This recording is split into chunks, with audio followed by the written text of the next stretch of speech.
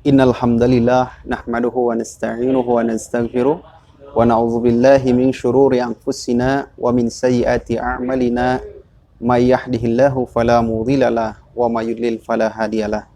Asyhadu an la ilaha illallah asyhadu anna Muhammadan abduhu wa rasuluhu allazi la nabiyya ba'dah. Amma ba'd. Ya ayyuhalladzina amanu taqullaha wal tanzur nafsum ma qaddamat lighad. Wallahu khabirum bima ta'malun. Kaum muslimin yang dirahmati oleh Allah Subhanahu wa taala, alhamdulillah kita dalam suasana bulan suci Ramadan yang penuh berkah. Ini adalah saat yang tepat, momentum yang tepat untuk kita semua senantiasa memperbaiki diri supaya lebih baik lagi. Kita bertaubat kepada Allah Subhanahu wa taala dari kesalahan-kesalahan yang kita lakukan di hari-hari sebelumnya. Sebagaimana firman Allah Subhanahu wa taala, kita dituntut untuk senantiasa mempersiapkan dari hari ke hari, dari waktu ke waktu itu lebih baik lagi dan lebih baik lagi. Kaum muslimin yang dirahmati oleh Allah Subhanahu wa taala, bulan Ramadan dari sekian banyak penyebutan, salah satunya adalah bulan tarbiyah, bulan pendidikan. Yang dimana dalam pendidikan itu tentunya ada pelajarannya, ada tempat belajarnya, dan seluruh unsur yang mendukung tentang pembelajaran tersebut. Salah satunya adalah kalimat darsun yang memiliki arti baki atharuhu, atau ada bekasnya, ada atharnya dari hasil belajar tersebut. Nah, dalam bulan Ramadan ini, mudah-mudahan setiap aktivitas yang kita lakukan itu berbuah amalan solih yang diterima oleh Allah Subhanahu wa taala. Rasulullah Shallallahu Alaihi Wasallam mengajarkan kepada kita ada satu amalan dari rangkaian 30 hari bulan Ramadan itu, ada satu momentum di akhir bulan Ramadan yang Allah Subhanahu wa taala melimpahkan rahmatnya kepada kita semua, yaitu satu sunnah yang disebut sunnah i'tikaf. I'tikaf secara bahasa yaitu menetap pada sesuatu. Adapun secara definisi syar'i ialah kita meniatkan beribadah kepada Allah Subhanahu wa taala di masjid dengan niat khusus, kemudian dengan tata cara khusus atau tata cara tertentu juga. Dalam kaifiat i'tikaf ini, sebagaimana yang diungkapkan oleh Ibnul Munzir dalam kitab Al-Bughni, disebutkan bahwa hukum i'tikaf adalah sunnah, bukan wajib. Tetapi jika seseorang itu mewajibkan atau bernazar untuk dirinya untuk melaksanakan i'tikaf, maka jatuhnya adalah wajib. Dalam i'tikaf ini banyak sekali amalan-amalan, hikmah-hikmah yang bisa kita ambil dalam pelaksanaannya. Di antaranya di mana kita dituntut dalam i'tikaf itu meninggalkan interaksi kita dengan manusia, interaksi kita dengan keluarga, kerabat, dan yang lainnya, untuk fokus beribadah kepada Allah Subhanahu wa taala, taqarrub kepada Allah Subhanahu wa taala.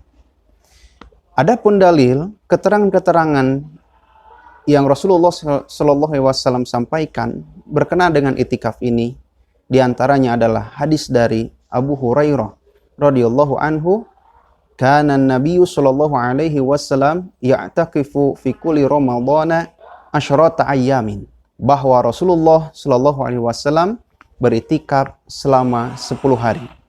Dan hadis dari Siti Aisyah radhiyallahu anha, anna Nabiyya Shallallahu Alaihi Wasallam kana ya'takifu ashral awakhir min Ramadhan hatta yatawaffahu Allahu. Rasulullah SAW beritikaf di 10 hari terakhir di bulan Ramadan sehingga beliau wafat. Kemudian dilanjutkan beritikaf oleh istri-istrinya. Kaum muslimin yang dirahmati oleh Allah Subhanahu wa taala, momen i'tikaf ini adalah momen kedekatan seorang hamba dengan Tuhannya, dengan Allah Subhanahu wa taala. Kenapa? Karena dalam i'tikaf ini seorang hamba dituntut untuk lebih dekat lagi dengan Allah Subhanahu wa taala dengan mengorbankan dia keluar dari kebiasaan sehari-harinya. Yang dimaksud apa? Dia menjauhi kerabatnya, berinteraksi dengan keluarganya, berinteraksi dengan keumuman manusia, bahkan dia menjauhkan perniagaan yang dia laksanakan sehari-hari untuk mendapatkan hasil yang berupa materi. Tapi orang yang beritikaf berani meninggalkan itu semua. Hanya satu yang dia inginkan atau dia raih, yaitu bertakarub kepada Allah Subhanahu wa taala. Lebih dekat lagi kepada Allah Subhanahu wa taala. Lebih intens lagi dengan Allah Subhanahu wa taala. Makanya orang yang beritikaf atau itikaf ini pahalanya begitu besar. Sebagaimana yang diungkapkan dalam kitab Al-Lataiful Ma'arif bahwa Rasulullah Shallallahu Alaihi Wasallam beritikaf bertujuan untuk mendapatkan Lailatul Qadar dengan cara berzikir kepada Allah Subhanahu Wa Taala, dengan memperbanyak berdoa, kemudian memperbanyak amalan-amalan yang Allah akan cinta kepada hamba tersebut. Inilah salah satu sunnah yang dianjurkan oleh Rasulullah Shallallahu Alaihi Wasallam, tetapi keumuman manusia ini banyak meninggalkannya. Kenapa? Karena saking berat untuk melaksanakannya. Bayangkan saja 10 hari itu meninggalkan aktivitas yang sehari-hari kita laksanakan. Apalagi yang sudah berkeluarga, ini tantangan yang luar biasa. Kenapa? Karena waktunya mencari ma'isyah atau penghidupan, tapi 10 hari itu harus total off. Dia tidak berniaga, dia tidak bekerja karena bertakarub kepada Allah Subhanahu wa taala yang memang secara ukuran materi ini akan sangat kehilangan momentum untuk mencari materi atau kehidupan dunia ini. Apalagi sebagaimana kita ketahui bahwa bulan Ramadan itu salah satu keberkahannya adalah bagi para pedagang itu di hari-hari terakhir menjelang Lebaran itu adalah momentum untuk mendapatkan cuan yang luar biasa. Ya. Tapi bagi orang yang bersungguh-sungguh meniatkan dirinya untuk bertakarub kepada Allah Subhanahu wa taala, itu bisa dihindari.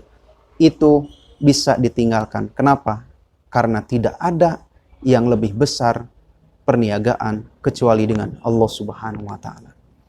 Kaum muslimin yang dirahmati oleh Allah Subhanahu wa taala, mudah-mudahan kita termasuk hamba yang senantiasa memperbaiki diri, yang senantiasa mempersiapkan diri kita untuk menjadi manusia yang lebih baik di sisi Allah Subhanahu wa taala.